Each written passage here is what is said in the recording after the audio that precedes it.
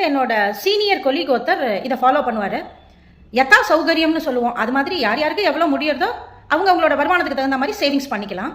அவருடைய ப்ராக்டிஸ் என்ன பண்ணுவார்னு கேட்டாக்க, ரெகுலராக எவ்ரி மந்த் ஏதாவது ஒரு இன்வெஸ்ட்மெண்ட், ஒரு ஆர்டியாக இருக்கலாம், ஃபிக்ஸட் டெபாசிட்டாக இருக்கலாம், டிடியாக இருக்கலாம், ஏதாவது ஒரு இன்வெஸ்ட்மெண்ட் மாதிரி டெபாசிட் எவ்வளோ முடியறதோ 500 ரூபாவோ 1000 ரூபாவோ அவர் போட்டு இன்வெஸ்ட் பண்ணிடுவார்.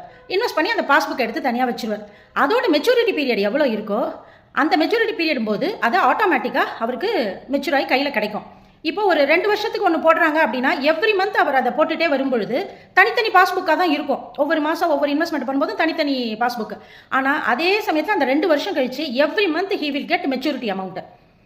This is a secret. அவர் வந்து எவ்வளோ முடியறதோ ரெகுலராக ஏதாவது ஒரு இன்வெஸ்ட்மெண்ட் பண்ணி எனக்கு ஃப்யூச்சரில் ஆட்டோமேட்டிக்காக அந்த எந்த ஸ்கீமில் போட்டிருக்கோமோ அதோட மெச்சூரிட்டி பீரியடில் அதே டேட்டில் நமக்கு கிடைக்கும் அப்படிங்கிறத ஒரு ப்ராக்டிஸாகவே அவர் பண்ணிட்டு இருந்தார். முடிஞ்ச